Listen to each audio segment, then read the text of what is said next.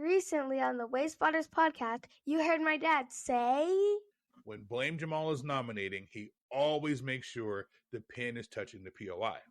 What's a few meters between friends is all about thinking outside of the box and maximizing your game board with legitimate points of interest.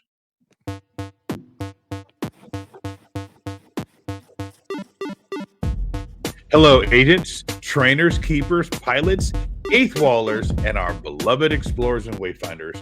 Welcome to episode number 119 of the Wayspotters podcast. Here at Wayspotters, we want to do everything we can to help you become a better wayfinder. As we've always said, we want to educate, entertain, and excite. Wayspotters is brought to you by the good people of the Pokémon Professor Network, and today is Friday, April 26, 2024. I'm Blame Jamal, and here, as always, I'm with Chris. What's up, man? Not much, buddy. How you doing? You know, I'm doing pretty good. It's been an interesting week, kind of in pop culture and sports, and I'm here for all of it. I'm here for all of the smoke. So, as we record this, last night was the first round of the NFL draft. And if you guys know anything about Blame Jamal, he's a Panthers fan, and we got the receiver we wanted. We traded up one spot, and the non-sports fans are going, yay, sports ball. But it's a big deal. It's a big deal. So, I wear my Bryce Young jersey and the dad jokes, and I might have to go out and get an Xavier Legette jersey. I buy like 3 or 4 jerseys a year. I have a sickness. I've got like 40 Panther jerseys, and I've got an old like Julius Peppers and an old Steve Smith and a Jig Delhomme jersey. That's a deep cut right there. Yeah. Wow. Unfortunately, I have a Sam Darnold jersey, so I never bought a Baker Mayfield. I never bought a Baker Mayfield. I knew he was going to be a bust, so I never bought a Baker Mayfield. Mm-hmm. And then I have 3 Cam Newton jerseys. I have 1 in each color. I don't know. I just have a whole lot of jerseys, but if you've been following what's been going on in pop culture for the last week or two, it seems that every rapper in the world has a beef with another rapper. And so that got me thinking, what's my beef right now? But before we get to what my beef is, let's get to something really important. Let's hear from Mr. Testone with the drop for the news. And now, the latest Niantic news from the Wayspotters podcast, presented by the Pokémon Professor Network. Yeah, I got nothing. There wasn't a whole lot going on this week on the Wayfarer forum, other than Niantic Aaron is the last 2 weeks literally everything. Yes, so. I know. It's funny. The last 2 weeks it's been heavy on news, so you figure they're probably taking a deep breath. So no news this week, but we always have to hear from Testone. I think we're contractually obligated for another season to hear from Testone. I think that's right. I got to check the contracts, but I think that we have to do that. We do it anyways. So. Yeah. So, Chris, 100%. I think most people out there understand what I'm talking about when I say beef. I think so. I'm not talking about like ground up animals. I'm talking about beef that is like, if you and I have beef, well, the Swifties know about beef. So if you and I have beef, we have an issue. We have an issue with each other, or we have an issue with something that happened. So that got me thinking, what's my beef? And I almost grabbed the clip from the 80s. It certainly is a big bun. It's a very big bun. Big fluffy bun. It's a very big fluffy bun. Where's the beef? Of the Wendy's commercial. Where's the beef? Yep. Now, you got to be an old guy like me to remember that. Where's the beef? Maybe that might pop up later on in the season. But so I wanted to look at this because having a beef with somebody or something could come off as negative. But I wanted to look at where's the beef in a Wayfarer context for something that's potentially positive or can be positive. So, Chris, if you'll indulge me, I have 3 beefs with Niantic Wayfarer. And then when I read my beefs, I want to get your opinion, and I want to see if you have any beefs. But I want you to tell me, because the audience will tell me, if my beef is legitimate or if my beef is something that I need to get over. You ready? I'm ready. All right, beef number 1. Inconsistent review standards. One of the major criticisms is the inconsistency in the reviewing standards apply by different reviewers. This can lead to confusion and frustration among submitters and nominators as they receive conflicting feedback on similar nominations. Absolutely. That's a huge one. That is a huge one, because you can have things that, and this has happened to me, where you nominate like literally the same thing in two different places, and then all of a sudden one gets approved and one gets rejected. And there's, other than the fact that one is in one location and one is in the other, there's no difference between the two. You know what I mean? Like a gazebo in this park and a gazebo in this park, and it gets rejected here and approved here. So that happens a lot. It's terrible. Yeah. That, I mean, we don't need to delve into my barbershops, but I nominated two barbershops. One flew through and the other one has had all kinds of issues, and they look exactly the same. They literally look exactly the same, and one flew through and one didn't. So we've given people the advice of, hey, just renominate it. Hopefully you get a better set of reviewers. And that sucks.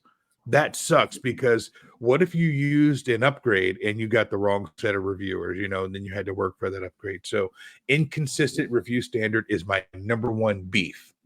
My number two beef, Chris, slow review process. You could have guessed this one. Another common complaint is the slow review process. So many users report long waiting times for their submissions to be reviewed, which can be discouraging, especially for those eager to see their nominations approved and on the map and in the game of their choice. Yeah, I mean, I don't necessarily have that big of an issue where I am.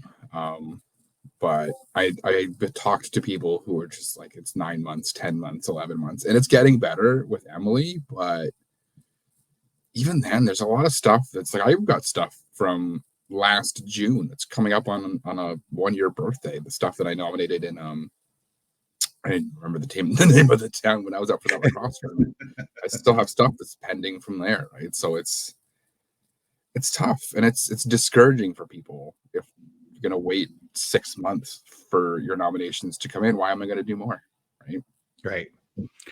And I don't think anyone does a really good job of laying that out for people, because, I've told you, I have some of my locals and I'm trying to get everybody jazzed up to go out and do it. And some people are like, yeah, I nominated this and it's been a month. Does it normally take that long? Should it take that long? And I'm like, oh, sweet summer child, let me pat you on the head. Where did you nominate it? Oh, in South Charlotte. Oh boy. Okay. That could take up to a year. What? But I'm really excited. I did this and I took the picture and I did everything you said and I wrote the description and it was really witty. And I'm like, yep. But for whatever reason, we live in a black hole. No light escapes it. No light comes in. No light goes out. I don't know what to tell you. It could take up to a year unless you use an upgrade. Well, how do I get an upgrade? Well, you need to sit down and do 25, 30 reviews a day until your little bar goes all the way from 0 to 100. Then you can upgrade it. And then it'll get, shown to more people and go through that. And then people get like mad discouraged and they're like, but this and that. I'm like, yeah, some places zoom through. I tell them, hey, I got a buddy in Canada. He gets stuff through in 3 weeks. Us here in Charlotte, not so much. Although it has gotten a little bit better, but for newer wayfinders, it is really discouraging. Mm-hmm. Yep. All right. My beef number 3, lack of transparency. The lack of transparency in reviewing and decision-making process within Wayfarer is a significant issue. Explorers often feel left in the dark about why their submissions were rejected or accepted, leading to a sense of unfairness and dissatisfaction. Yep. This is a huge one. Funny enough, we were just talking on Twitter with someone about how you make certain Pokestops become gyms. And they were just like, well, why don't they just tell us? It's like lack of transparency. Right? Yeah. Not, I get it, because it's that could potentially be abused. And I think that's the reason for most of Niantic's lack of transparency, is that are worried that if they give us too much knowledge that people will abuse it. And they're probably not wrong. They're not wrong. But like, there's certain things that they probably could tell us, and they need to clarify a lot within the Wayfarer system. I agree. There's a way to be transparent. Yeah, go ahead. One of the new rejection criteria is Wayfarer criteria. Like, what is that doesn't tell you anything. Like, come on. What does that mean? What does Wayfarer criteria mean? What was the one that you got? Was it like lack of consensus? Yes. That just tells me that you didn't leave it in voting long enough.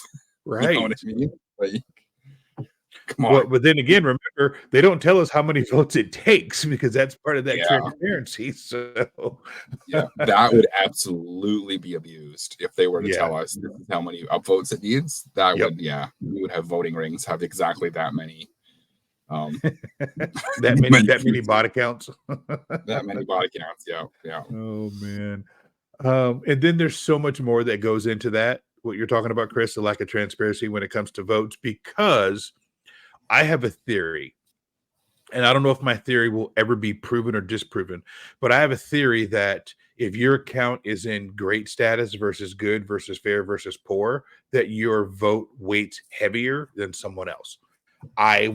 That's another one of my hills to die on. I truly believe if you are in great status or excellent status or whatever it is, that you are going to carry more weight than someone who's in poor. No one, unless Tintino comes and tells me, hey, Jamal, that's not true, I'm not changing my mind on that one. Mm-hmm.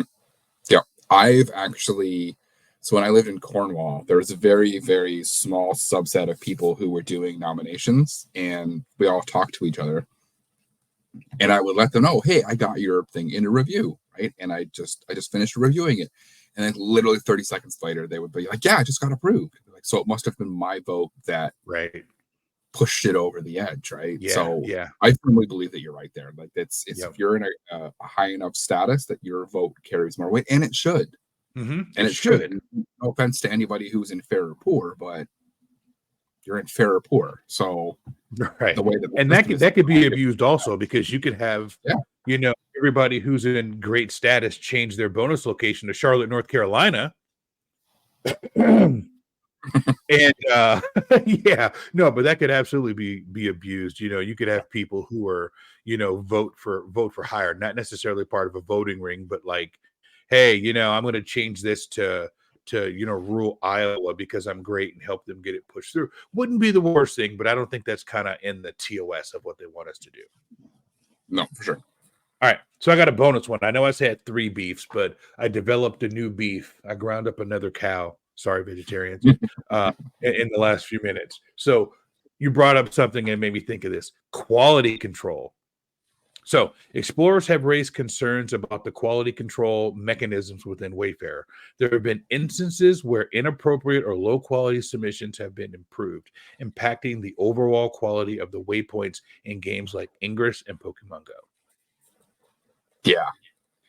And that, my biggest beef with that is their consistency with having things removed from the map. Right? Like if you're out here saying, okay, firehouses no longer eligible, blocks emergency services, we do not want them on our map. And then you report one and they go, that's fine. What are you talking about? Right. Yeah. You literally just told me that this, what? Right. And I've tried to get fire hydrants removed. Mm-hmm. And somebody posted on the forum about it, and it got into a big argument with some people about whether or not they actually block emergency services. And I've had success in having them removed, and I've also had failures in having them removed. So it's just like, pick one, right? And then you do an appeal. Well, I would do an appeal for something and it would get approved, and then you'll do an appeal for basically the exact same thing and it gets rejected. Right. What are you doing? They need to definitely sit down, the people who are making this decision, and be like, listen, this is the way that we want it to go. We need you to adhere to what we are telling you. And for the love of God, if you're not sure, ask. Right. And I think the other thing that falls under quality control, or this could follow under lack of transparency, is when you get a new Wayfinder and they get on the forums or they're in a Discord and they're like, oh, I was driving around and I saw this on the map, so I nominated this. And people are like, nope, Just because it's in the game doesn't mean it's eligible anymore. And that really confuses a lot of people, because in other walks of life, it's just the opposite, right? Kind of like if you're a lawyer or you go into a courtroom, there's case law. Something that happened before dictates what happens in the future. You know, if a judge rules that this evidence is no longer admissible, then anybody else who has a case similar to that will follow along with that pattern. And you could go to an area of any town in anywhere in the world and look at 5 Wayspots, and 3 of them could no longer be eligible. They're what we call, quote unquote, grandfathered in. And someone comes along who's just started playing the game with like, oh, I see this is in the game, I'm going to nominate that. And then it's a 10-minute conversation to explain to them why that's grandfathered in and what that means. And there was this system called OPR, and there was a time where Ingress only agents could do it. You couldn't write a description, and there was no supplemental information, and it was just one picture. And that's why you see a lot of, you know, car doors and all these other things, but you can't do that anymore. And quality control, I don't know what you do about that. I don't have a solve for that, because, you know, I'm not the biggest proponent of removing things from the map. You know, it's kind of like, I'm like, let sleeping dogs lie, unless it's hurting something, right? I don't know. I don't even know if I want to go down that rabbit hole, because people give me a hard time because I don't remove things from the map when I know it's not there. I just don't care to spend my time like that. But for a new Wayfinder, it would be mad confusing to see. I'm trying to think of a good example. A fire hydrant, for example, right? There's some fire hydrants that are in the game, decorative fire hydrants, and those were in, and now they're not. And I'm sure we could think of a couple of other examples of things that are no longer eligible, but at one time were eligible, or they were seed portals in Ingress that got the game started. So, but yeah, quality control. You know, I put in there, it impacts the overall quality of waypoints in the game of Ingress and Pogo. I think that might have been a little strong that I wrote it. I don't think it denigrates it. I think it brings up more confusion than it should. Because at the end of the day, you're either going to spin it or hack it, or you're not. Doesn't really matter. But I just think it confuses newer Wayfinders who are trying to get acclimated to the game. I'm glad I started when I did. If I was trying to start now, I'd be so confused. Yeah. I see. I'm the opposite of you. I firmly believe that if it's not eligible now, it should be removed from the map. Because then you eliminate all of that confusion of, well, it's right there. Why, if it's right there and it's already in the game, why can't I get mine over here nominated? You know what I mean? And I understand that some of these things aren't necessarily hurting anything, and I get that, and like I'm okay with it staying there if that's kind of the decision that people make, and I'm not gonna fight it, but I just think that they should go, right? So I think I've had about 19 or 20 firehouses removed from the game over the course of my Wayfarer career, just because that for me is a big one, right? I won't necessarily go out of my way to report something that's ineligible now if it's on the map. Like, I won't go out of my way. If I happen to be there, then sure, I'll take care of it, but like, I won't go out of my way. I can get behind a firehouse. I get that, because I understand there was a firehouse in Charlotte that was a gym, and it was on a pretty popular route for like the raid days, like the Mewtwo raid days, and there'd be a big car foo of 15 cars, and people would park right outside the firehouse, and it was like if they were trying to get out, they would have to wait for a few people to move. So I get that one. That's more of a common sense obstructing real life situations versus something that I got into an argument about. There's a mural not too far from the house that they're doing some construction, and they painted over the mural, and they're updating the building, and they're planning to paint another mural there at some point. It's not a priority for them because somebody bought the building, but it was a brick building, and they painted the brick building white. And I hate when people paint bricks. It's just, I don't know. It's just my thing. But they painted the entire brick building white, and they took the mural down, and someone was like, you should go in and have that mural removed. And I'm like, why? Well, it's not there anymore. Well, they've said there's a sign there that they're going to be doing more art and they're going to put up a new mural. Like there's a sign right there that says it. Yeah, but it's not there right now. I'm like, yes, I get that, but then I'm going to have to go back and wait for them to paint the new mural and then submit it again. And it's going to take 6 months. Like I would rather wait till the new mural is up, change the title and description of the waste spot and update a picture versus remove it, wait for it to get painted and then submit it again. Like I've said it before, ain't nobody got time for that. Like if I was a Niantic employee and Charlotte was my district, heck yeah. But as a volunteer, as someone who enjoys this, and like I said, I'm selfish. I've never ran from that. That is on my way to work. That is at a red light. And that is something that I can spin at the red light. And I get a gift from it. So there's no incentive for Blame Jamal to remove that, while I know at some point in the future they're going to put up a new mural on that place. Like I said, I'm going to let that sleeping dog lie. But I will tell you this, Chris, when they do put the new mural up, and God, that just blank white brick wall looks so bad, I'm going to take a new picture and I'm going to update the description and all that and make sure it's in the game, and again, that'll still take 6 months. So we'll still be 6 months out. So that's where I am with that. I do appreciate your stance. And I know that people think it's really funny when we disagree. And I know you firmly believe in that. And I'm more of an adder than a subtractor, if I'm being completely honest. So it has to be really egregious for me to want to go in and remove it. Yeah. Funny that you should talk about that mural being replaced, because next week, little foreshadowing, we're going to talk about adding and removing things that have changed in Wayfarer. So that's, we're going to talk about that because I have some feelings on this. But it's like, I know you just do. Kind of wrap that up. Like Niantic makes it difficult to change things.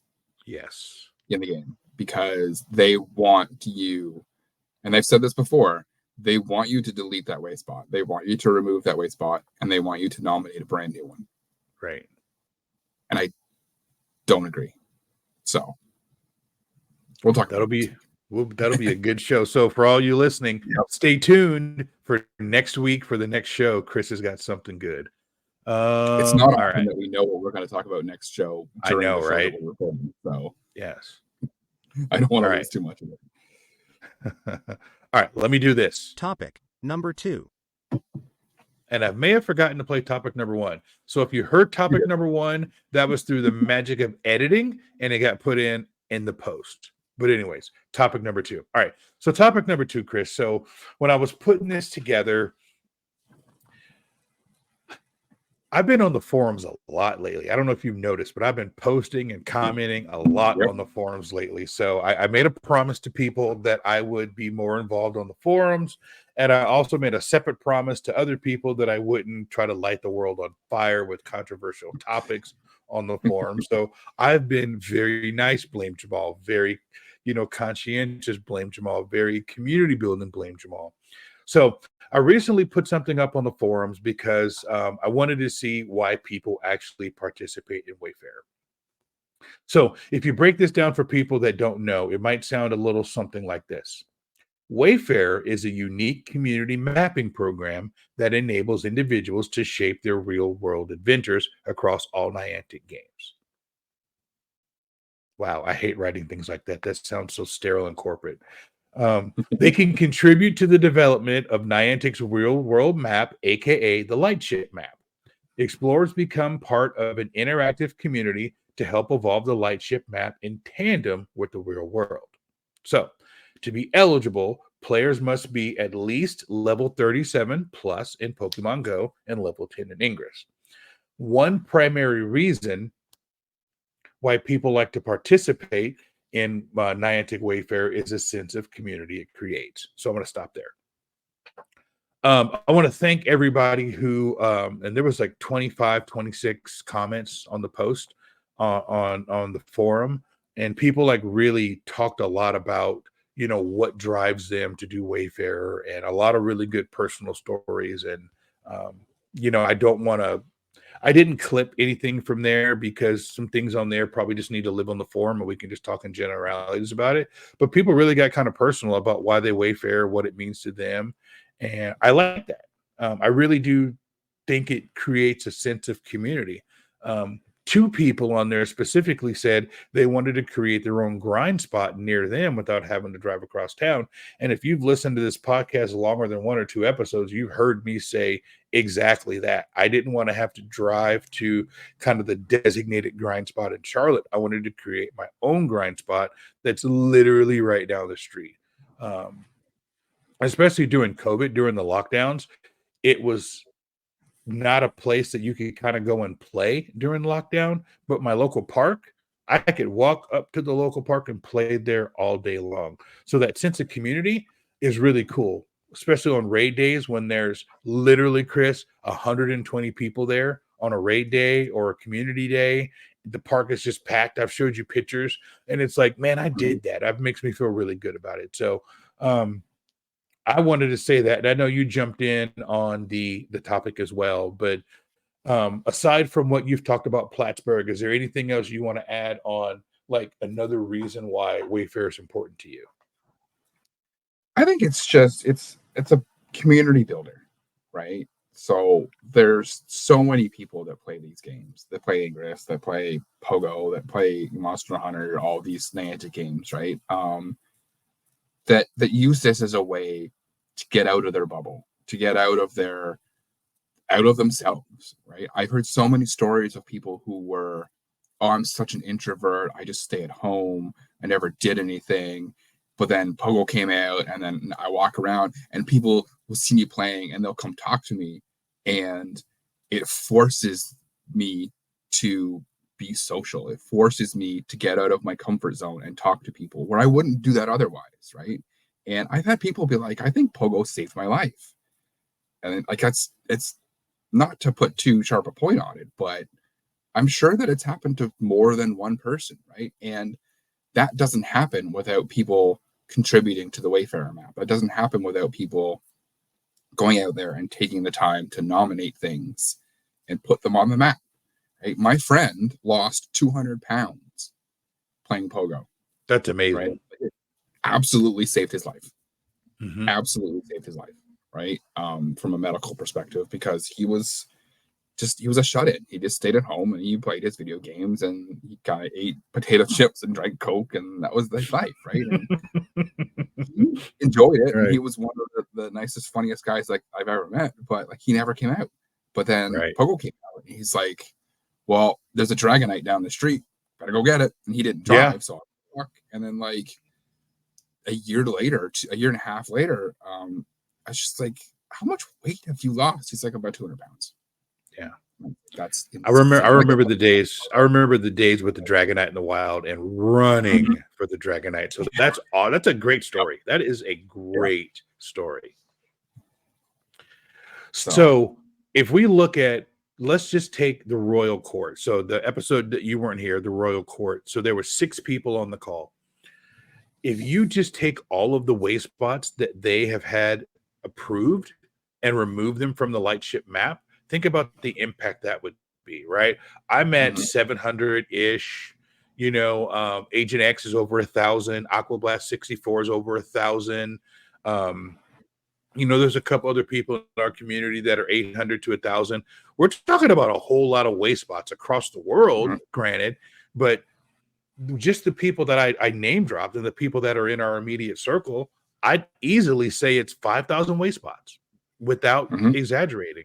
5,000 Wayspots of people that we know that have added to the map, that have made it a better place to play Pogo, to play Ingress, to play Monster Hunter, and with the update to play Pikmin Bloom, for God's sakes. So, explorers enjoy playing games with others, helping create happiness and building goodwill amongst fellow explorers. While playing Niantic games, they find opportunities to be social, to have interaction, and to find exploration.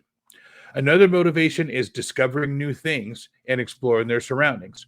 Wayfarer allows individuals to nominate new Wayspots in their community, review other nominations, and contribute information or edits to existing Wayspots. This process often leads to discovery of interesting murals, statues, pieces of art, and other hidden gems that inspire excitement and curiosity, within a few meters, of course. Of course. Yeah. And I think you've touched on all that. Yeah, and it's there's a lot of reasons. And you scroll through that thread, and a lot of it is I wanted to make my gameplay better, and that's that's perfectly valid. There are people out there who are just like, I'm doing it for me because I want more Pokestops or I want more portals, and I want to be able to have a place to play. And I can't remember, somebody said this, I don't remember who it was, so apologies if you're listening and this is your quote. There's no better feeling than when you create a gym and you drive by like an hour later and it's full. Or you create a whole bunch of Pokestops and you drive by your park and they're all lured up on community day. And you see people gathered around and you see people playing the game and interacting with the things that you put on the map. Mm-hmm. And that is just such a heartwarming and amazing feeling. I've got one more for you. You create a random stop somewhere not in your local area and you get a gift from it and you look at it and you're like, what? Oh, yep. Someone sent me a gift and they didn't know I did it. Now, my situation is different. I don't nominate through Pokemon Go. So you have to play Ingress in order to see what I nominate. And I kind of do that on purpose. Like I don't necessarily want my name there. I know you do.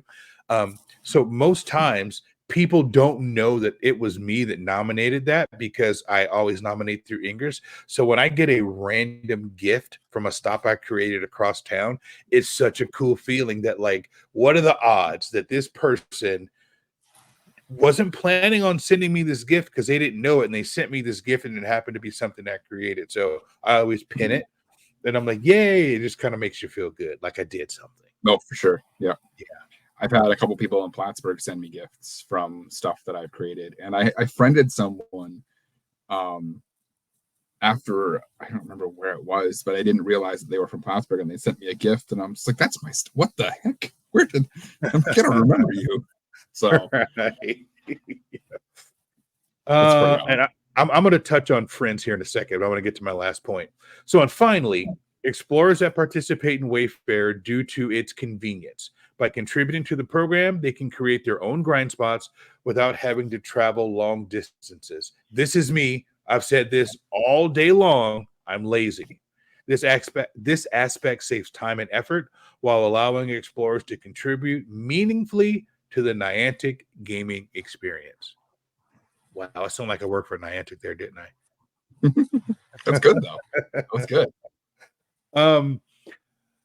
Yeah, we've kind of beat that to death. I'm good to go there. I wanted to bring up something kind of Pokemon Go specific, and anybody who has any kind of pull or power at all, please, can we get an increase on the friends level, the 400, please, before Go Fest, please. Yeah. I am at 400 friends, and I can't add it. I'm not going to be able to trade at Go Fest.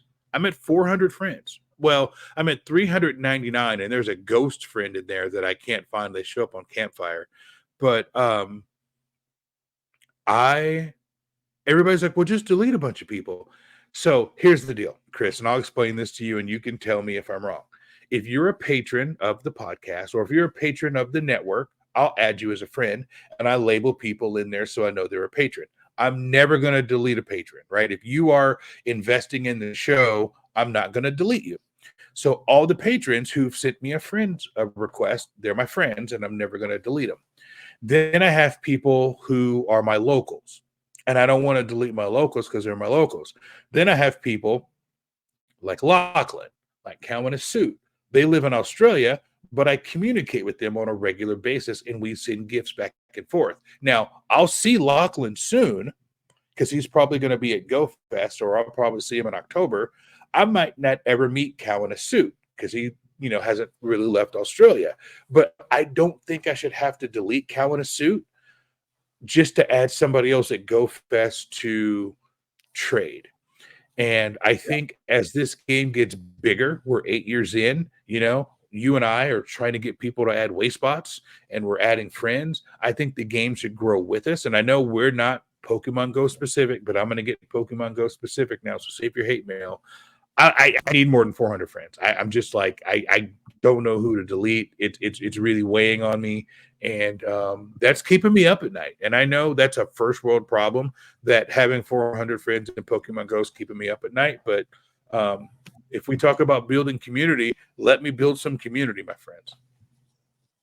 Yeah, absolutely. Yeah, I'm at 263, but I've removed 120 people in the last 3 weeks. Just because it's people that don't play anymore. So I've got to clean up my list.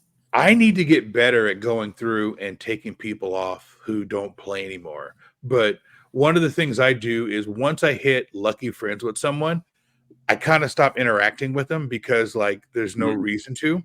And my strategy is I kind of do friends level 0, 1, and 2, and 3, and I open up and interact with all those people. So I never really get to my best friends because by that time I'm usually capped out. So that's kind of my strategy. But I guess I need to go through and figure out who is not playing anymore and take them out. So I don't know. But at the end of the day, bringing this back to Wayfarer, God, it's like, I hate to be, trite and say we're doing the Lord's work, but, we really are, as wayfinders, not necessarily us, but the wayfinders and explorers in general are making it better for people.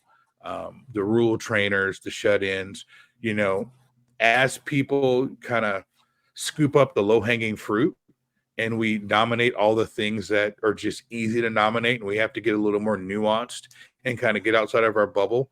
Think about the grind spots and the spawns that you're making for other trainers who have never had anything. But because Blame Jamal is done everything he can in North Charlotte, he's now going into other parts of town and using his 40 nominations or his 80 nominations there, making it better for someone who was like, man, this sucks. I only have one stop. And now all of a sudden they've got multiple things to do and spin and hack. Yep, absolutely. Right. And it's you don't know whose life you're impacting by doing this, but there's chances are you've impacted someone's life. Right. Yep. All right. Anything else on that? I feel pretty good about that. Man. All right. Yep. I want to go to a one's got to go. Are you able to bring that up on the screen for me? Yeah, let me bring it up right now.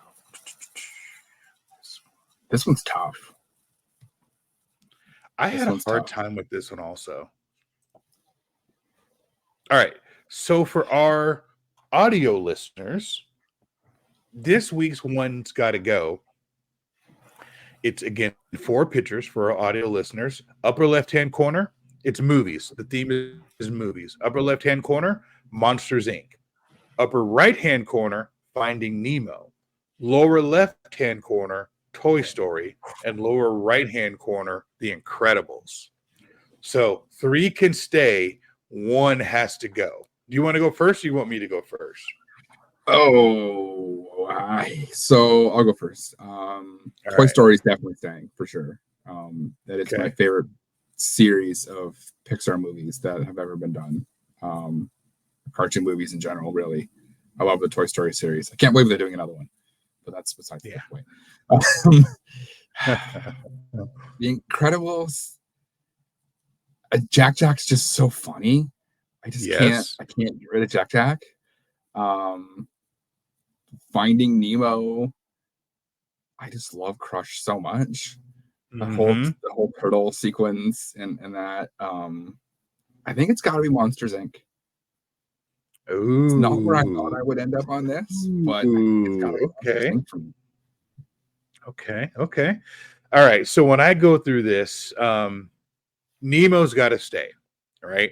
And it's just a sentimental dad thing for me because when Addison came along, she was at the age right around the time Nemo came out, and it was something that we just watched. It was more like she was just kind of staring at the TV, not really knowing what was going on, and I was watching it. but by proxy, it just kind of became our movie. You know, she's 14, so she's at the age that when this was out in home, you know, we were watching it. So I always think about her as a baby when I think about Finding Nemo. So even if it wasn't the greatest movie, it's just got that sentimental pull for me. Yep. Toy Story changed the game when that came out, with just the animation, the way they did it, the way they thought about it. I love how, like, you know, 1 minute Woody's talking and then the humans walk in and he just kind of flops over. You know, Toy Story to me kind of changed the game for a lot of that style of animation coming through later on. Just was really the snowplow. So that brings me down to Monsters Inc. and The Incredibles. And this is tough. This is like a really good one's got to go, because like you're going to disappoint someone when you say this. Yeah. My one's got to go is going to be The Incredibles. And I don't really have a good rationale for it other than I like Monsters Inc. I could go either way on it, but if I got to take a stand and put a stake in the ground, I'm going to say The Incredibles have to go and Monsters Inc. has got to stay. Yeah, so that's funny enough. When I first saw this, when you first sent me the notes, that's where I thought I was going to land. Mm-hmm. But it's close. It's close. Yeah. And I could make an argument that Monsters Inc. has to go for 15 different reasons, and I could do the same thing for The Incredibles. But Monsters Inc., I don't know. It's just something about the movie that I like. It just makes me laugh. The Incredibles makes me laugh also, but I don't. It's just a different style of humor in Monsters Inc. And I don't know. It's just that's the one that I think that gets to stay, and Incredibles gets to go. Now I could wake up tomorrow and it could be Toy Story has to go. So I mean, this is a really good one that you're like, can't we add in a fifth movie? And then we get to keep these other ones. Now, I'll tell you this. Exactly, yeah. And I don't know if this is controversial or not, but if it was these four movies versus Scooby-Doo, all four of these got to go in Scooby Stand. So Scooby-Doo will always be the alpha, the top of anything animated ever. The Scooby-Doo franchise is by far my personal favorite. And if you come to my house, usually I'll have it on the Scooby-Doo channel, because I have the Fire Stick, and there's a Scooby-Doo channel, and my kids give me a hard time that Scooby-Doo is, if sports is not on, it's Scooby-Doo playing nonstop, over and over and over and over all day. Scooby-Doo. My nickname was Shaggy in high school, so nice. And it's just, I think I've seen the original ones with Casey Kasem. You know, the old with the castle in the background, the ones that came out in the 60s and stuff. I've seen every single one of them. You'd be hard pressed to find a movie or episode of Scooby-Doo that I haven't seen. I've even seen the bad ones with Scrappy-Doo. That was when things kind of jumped the shark a little bit.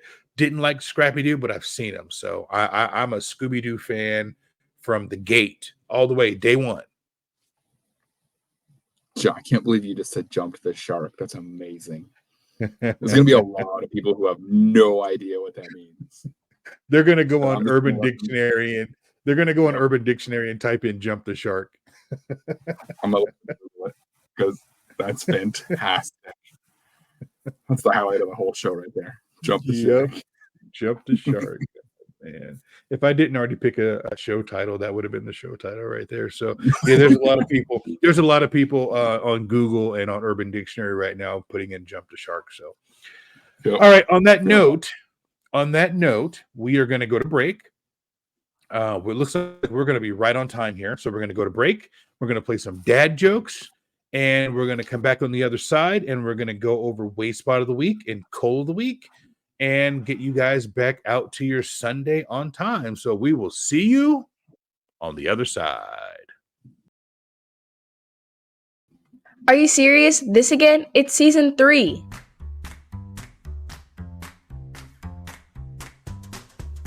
What do you call a broken clock?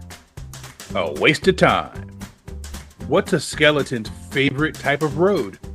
A dead end. So the other day, I bought a thesaurus. I got home, opened it up. All the pages were blank. I have no words to describe how upset I am. Why aren't dogs allowed in bars?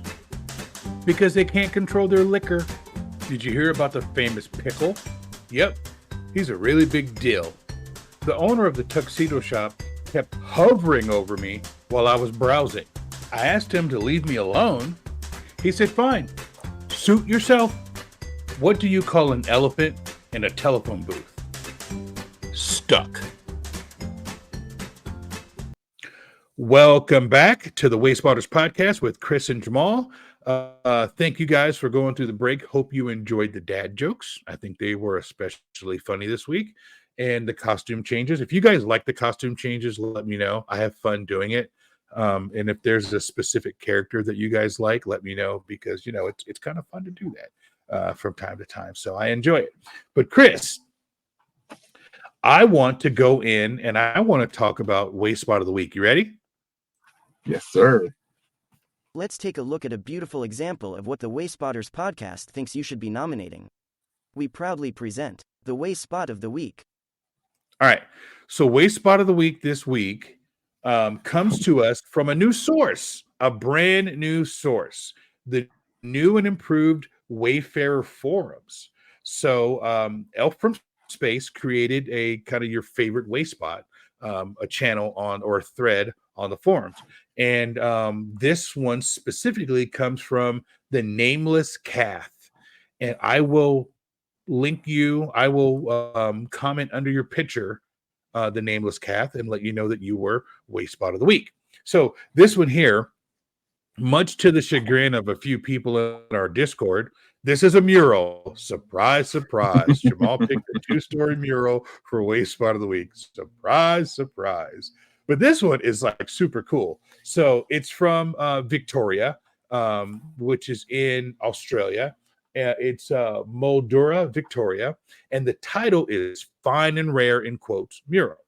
And the description reads, is this Victoria, Canada or Victoria? I don't know. Oh, it's Victoria. I don't, might be Canada. All right. Painted by Canadian Emma Gardner, a.k.a. Adore, using eco-friendly graphenstone paints that actively absorb carbon dioxide and doesn't create microplastic pollution. The vibrant description of a regent parrot, emu, wren, blue-faced honey eater, say that 10 times, quadrong, pig face, gum nuts, and native licorice showcases the Malais ecosystem, and its juxtaposition against the urban landscape encourages personal reflections and thought-provoking engagement with the local community. So this one is cool. So I butchered it when I read it, but it's a 2-story mural. And if you're looking at it on the screen right now, and for our audio listeners, I'll try to do it justice, but it's a giant parrot. The parrot is the entire 2-story of the mural. And in the background, there's trees and there's fruit and there's other animals and there's big red flowers that look like carnations, but they're not.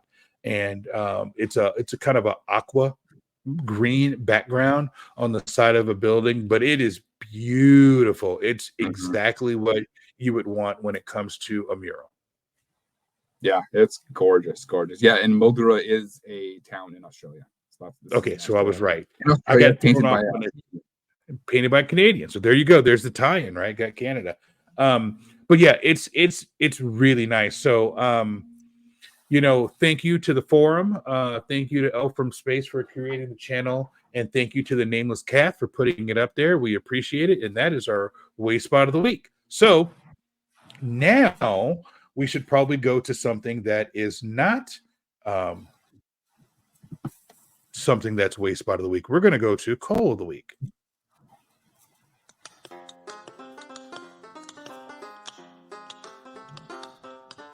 I've been working on the Wayfarer all the live long day. I've been working on the Wayfarer just to pass the... Uh-oh. Oh, no. Hey, Jamal, I found some coal. All right, Chris, why don't you take this one? This is from friend of the show, Maddie G, in the Pokemon Professor Network Discord. And this is You just got a good look at it now, didn't you? yeah, I did. Yeah, it's like it looks like a lawn gnome kind of statue, like a ceramic statue. And there's a rock behind it. It's in front of one of the wooden swings. So a little lamppost behind it. I believe that so the title is Gene Kelly Statue, commemoration of the classic film and song Singing in the Rain. So it's a ceramic statue of Gene Kelly on the lamppost singing in the rain. Fine, sure, whatever. But the pin is in someone's driveway. They were super honest, weren't they? Yes, yeah. Like it's not even where even if they have this statue on their lawn, that's not even where it's right in the middle of this dude's driveway. Like it's pinned on this person's car. It's like a pin of his car. So that's like, come on, man. Like at least put a little bit of effort and put it off in a little area that might be in between the houses that you might trick someone into accepting this. But they weren't even trying to trick us. They're like, look, I'm looking for a home stop. I'm looking for a home stop. Yeah. For sure. They didn't even try to put it in their backyard or anything. They're like, nope, we want it right in the driveway. Like you can tell by the picture, this is clearly in someone's front yard because you can see a car in the background in the person's driveway. But A for effort. I mean, yeah. Now they were honest. We'll give them that A for being A for honesty. They were honest on this. It's just cool of the week. All right. I want to take number 2, and you'll see why in a second. So when we pull up number 2. Yeah. I love it when Chris looks over the notes and he doesn't look at it in super detail until we get to Coal of the Week, and he's like, oh, and he's like, the notes make sense. So Coal of the Week number 2 for our audio listeners comes to us from Aquabat64 in the Pokemon Professor Network. And all right, I'm going to read the description and the title. The title is Dog Park Bench. And the description is Vicksburg Dog Park Bench overlooking the Vicksburg Airport. Right? Sounds great. You're like, Jamal, why is this Coal of the Week? It's a dog park bench. It's got like a little pavilion or gazebo over it. It's something that looks like a meeting place, someplace to be social. But there's one problem, Chris. You know what that problem is? Woof. There is a live animal front and center in the picture.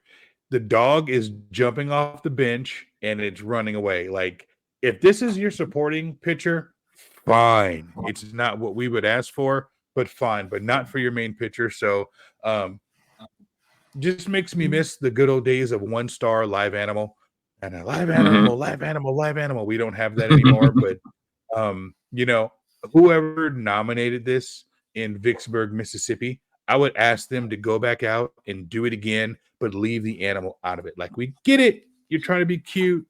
It's a dog park. It's a dog bench, but don't put the dog there. It makes it Coal of the Week. Yep. Absolutely. Yep. Coal of the Week. Otherwise, and you know what? I think if I'm looking at the pin, I think there's two dogs there. Is there 2 dogs there? I think there's a little Chihuahua type dog behind the bigger dog. Oh, let me take a closer look at this. Oh, I think you're right. There are 2, so it's double live animal. Nice. Double live animal. Yeah. Double live animal. Nice. Okay. Fantastic. Gotta love that. All right, Chris, do you have anything else? I am good, sir. All right. Well, we will get everybody out of here on time for once. This is going to make up for all the hour and 20 and hour and 30-minute shows. We have a nice compact show here today. Now, we cannot have an episode of Wayspotters without shouting out not only our patrons, who we love, but our executive producer, KatettheKonz. You rock. So thank you for listening to this episode of Wayspotters. If you enjoyed what you heard or what you saw, there's a couple ways that you can show us. So the first thing is you can go and you can follow us on Twitter or X or whatever we're calling it these days. We're on Twitter at Wayspotters. We are also on Instagram at Wayspotters Podcast on Instagram. And we are also on TikTok at I Make Wayspots. Now, By interacting with us on our socials, you'll be able to see the dad jokes, you'll be able to see the shorts, and you'll be able to see the full episode on YouTube. And I'll talk about that in a second. We try to be incredibly responsive, and we love interacting with our listeners. Second, you can visit our new and improved website, www.wayspotters.com. From there, you can get links to everywhere you can download the show.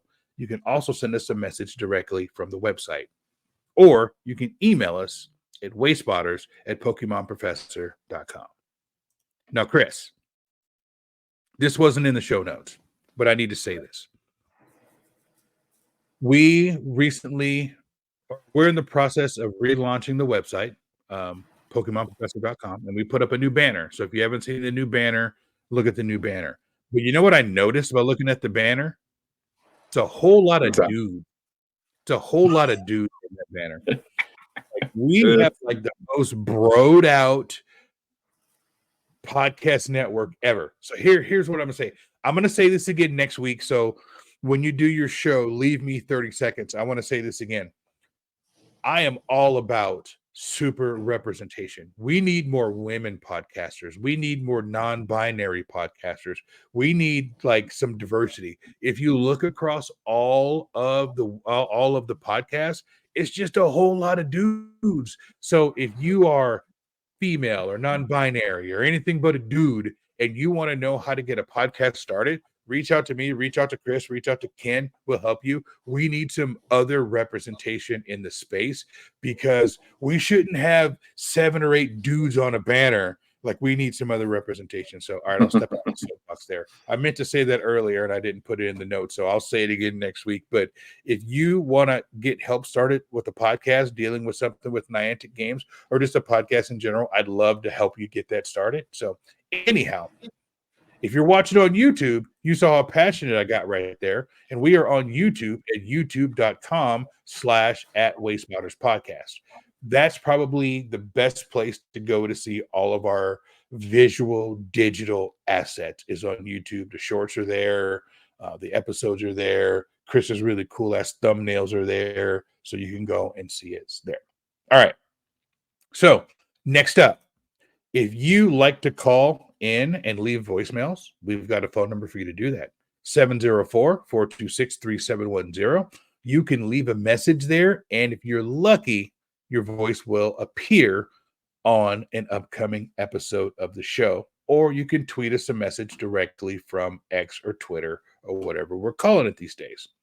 And finally, if you are not a member of the Pokemon Professor Network, well, you know what? You can join.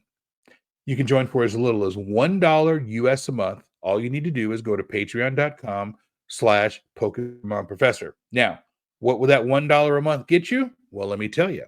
You will have access to the Discord for the entire family of shows across the Pokemon Professor Network, including Wayspotters, Special Conditions, Gotta Watch Them All, Good Morning Johto, Purified Podcasts, and Lured Up. It's a fantastic place filled with fantastic people. And last thing, I promise. Last thing. Promise. If you can do me a favor, if you can see my face or hear my voice on the podcatcher that you're listening to right now, could you go in and give us a rating? I think 5 stars are the best stars, and it really helps out the show. And if you want to be a superstar, write us a review on the podcatcher that allows you to do so. I promise we'll read it on the show. One last thing. To everyone who has left us messages on YouTube, wow, overwhelming. Thank you. I know Chris goes through those. I go through those. Chris has responded to some of those.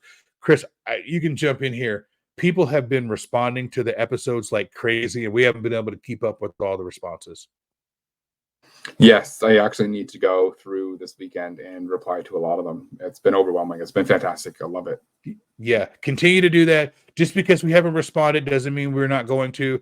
We have been overrun by responses on all the social networks, so we appreciate it. So, all right, we'll go ahead and wrap it up. So with that, I want to thank everybody for listening to this episode of Wayspotters. And remember, what's a few meters between friends?